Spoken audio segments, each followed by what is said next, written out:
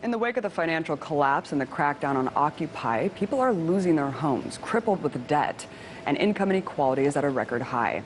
And the bankers responsible for the downward spiral? Well, despite them not being held accountable whatsoever, they actually think they're being treated unfairly. In fact, billionaire vulture capitalist Tom Perkins recently went as far as saying that the 1% are being persecuted the same way Jews were in Nazi Germany. But when they're not crying about their plight in life, they're secretly fraternizing. They get together to dress in drag, spew homophobic slurs, and laugh about how untouchable they are. Yes, Wall Street billionaires have a secret fraternity called Kappa Beta Phi. That's pretty much the East Coast equivalent of Bohemian Grove, except here, they aren't burning child effigies in front of giant stone owls just yet. And we know this only because a New York Magazine reporter named Kevin Roose snuck into the Kappa Beta Phi's black tie induction ceremony back in 2012. According to Roose, the secret fraternity was founded at the beginning of the Great Depression. The members include high-profile elites such as corporate restructuring guru Wilbur Ross, former mayor of New York City Michael Bloomberg, former New Jersey Governor John Corzine, architect Ellen Greenberg, former Bank of America Global Wealth President Sally Krawcheck, and then Citigroup CEO Vikram Pandit, and we can't leave out BlackRock CEO Larry Fink. As Roose sulked in the back of the room, attempting to be as innocuous as possible, he witnessed bizarre displays such as Wall Street execs fancying themselves as stand-up comedians and performing Weird Al Yankovic-style song parodies. Incorporating Occupy slogans into their rituals and seriously riffing on how the 1% is now a target is something relatively new for these people. But the curious spectacle of male-only rich boy clubs wearing drag is nothing new, nor is the fact that the uber elite congregate in many secret societies to celebrate their own power. And nothing exemplifies this attitude more than Yale's Skull and Bones Club, a 172-year-old organization that seeks to get its members into positions of power. During the 2004 elections, it came out that Bush and his opponent Kerry both were members of Skull and Bones, the most exclusive fraternity in America.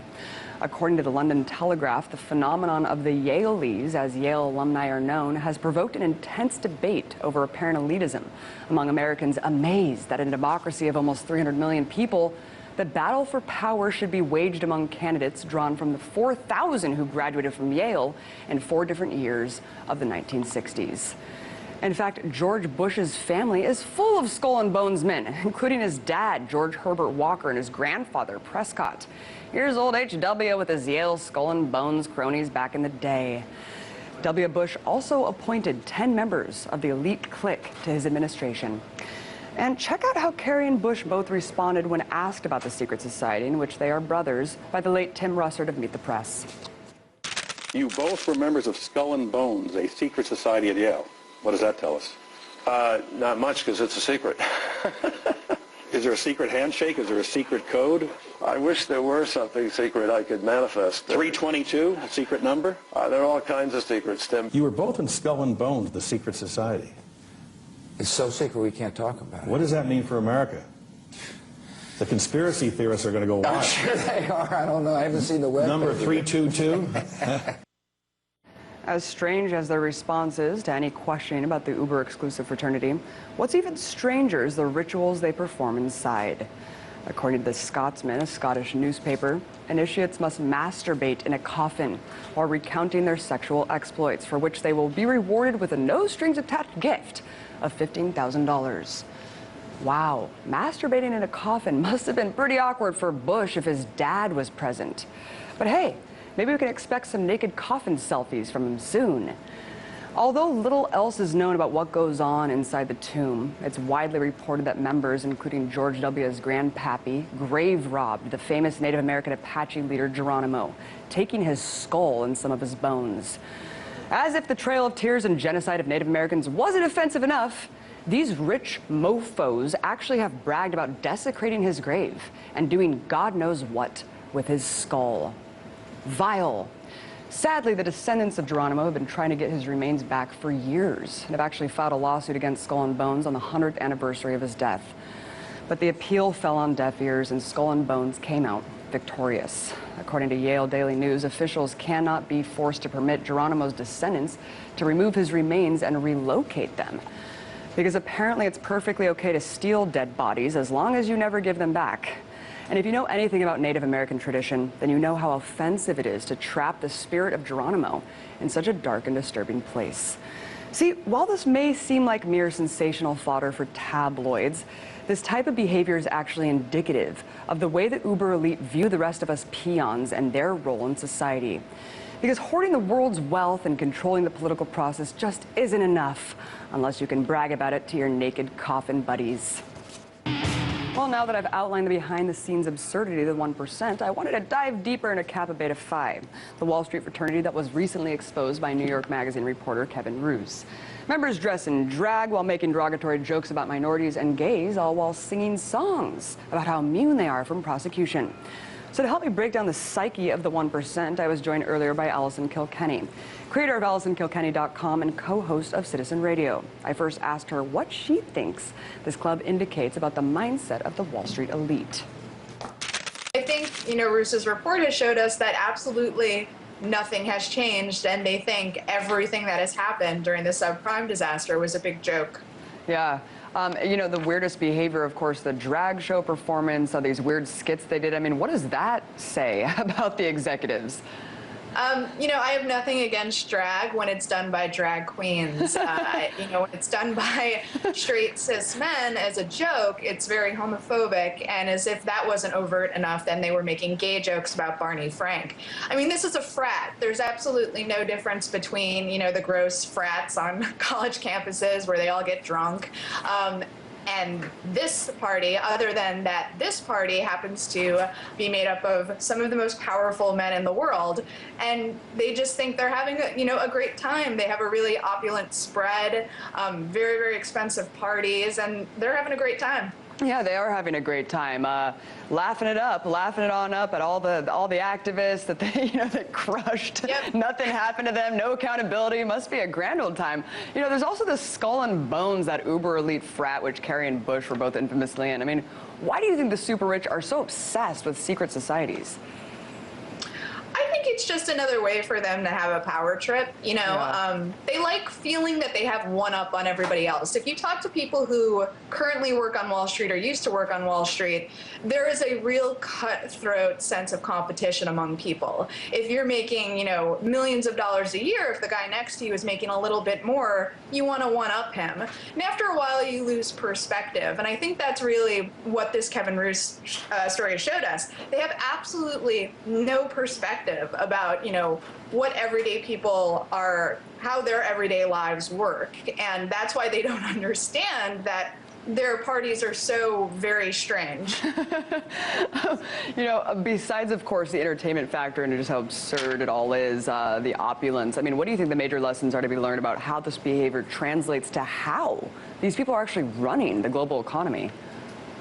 Yeah, well, it's weird, right? And I think this is what happens when large institutions don't have a lot of regulation, when people can't see inside how Wall Street works. It really festers, and there's a lot of corruption and weirdness, like weird cult-like traditions that start to spring up. It's easy to dismiss this report as it just being like, oh, it was a weird little frat-like ritual. It was just a silly little party. But I think it's actually, indicative of a much larger problem, and that's that there's been no repercussions. I mean, these guys are just having a big party every single day. And also that they're permitted to carry on in this fashion because there isn't regulation and oversight. It's an entirely separate society. Right. I mean, the utter disdain and, of course, the untouchable nature of these people really is reflective in this little, this isolated event. You mentioned kind of the industry, that cutthroat industry of Wall Street. I mean, according to Psychology Today, 1 out of 20 people, normal people, have sociopathic tendencies. But according to CFA magazine, 1 out of 10 people on Wall Street are psychopaths. I mean, do you think that's an accurate assessment? And why do you think the industry drives such Machiavellian sociopaths? Yeah, I've heard that too. I've heard the same thing about journalists, though, but I would also say that. I think you have to have sociopathic tendencies to do what these men are doing on Wall Street, especially now that they can't say they don't understand the consequences anymore, right? They've seen that globally millions and millions of people were damaged by what happened during the subprime disaster. People lost their homes, people lost their jobs. There were very, very real consequences for their actions. Well, a lot of the things the CEOs did, they were making a mockery at this event, you know, bailouts, Occupy, which makes me just think about Occupy in the larger context. I mean, why do you think Obama took such a hard line on Ukraine's uprising and gave this ultimatum to the government after he coordinated the federal crackdown of Occupy?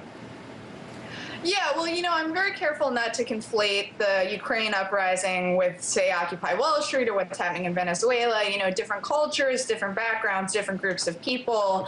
But it is, you know, ironic that all of this criticism is being cast out to other countries when we have an incredibly, you know, oppressive regime as well, and a lot of documented cases of police brutality. Occupy Wall Street obviously being the most recent biggest example of that.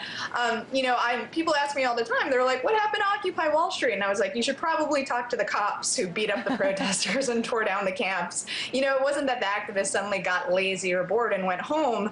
That uprising was crushed, you know, and we do have documents that there was federal coordination to crush the uprising. So yeah, it's important to remember that. You're right. We should not conflate any of these issues. And that really does bring me back to this hubris that I think people have to actually assert what other countries should be doing and kind of posture that we know what's best for other countries. And it really is kind of absurd. I just can't help but think what Obama would have told his own administration to, you know, that there would be dire consequences if Occupy activists were throwing Molotov cocktails and burning a wall of fire in front of the White House.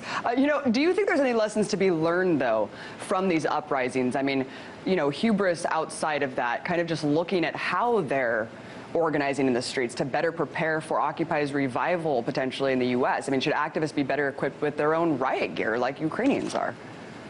Well, actually, the takeaway I've had from Venezuela and the Ukraine is sort of worrisome in the sense that I think when Occupy Wall Street protesters and their allies observe uprisings like what's happening in Venezuela, the natural inclination is to believe, oh, there's 10,000 people in the street protesting the government. They must all be leftists in the street. Mm-hmm. But actually what we're finding more and more is that the right wing is co-opting the strategies implemented by the left. So direct action, getting into the streets. In some cases, in Venezuela specifically, getting very, very violent and putting up, you know, wire to behead people on motorcycles. So that's why I urge caution, especially with Americans who don't really have a great track record of understanding international affairs. When you see a protest and there are tens of thousands of people in the street, don't just assume it's an extension of Occupy Wall Street. Very different things going on with the economy, very different historical backgrounds. Absolutely. Thank you so much for weighing in on all this. Allison Kilkenny, blogger, AllisonKilkenny.com, co-host, Citizen Radio. Really appreciate you coming on. Thank you.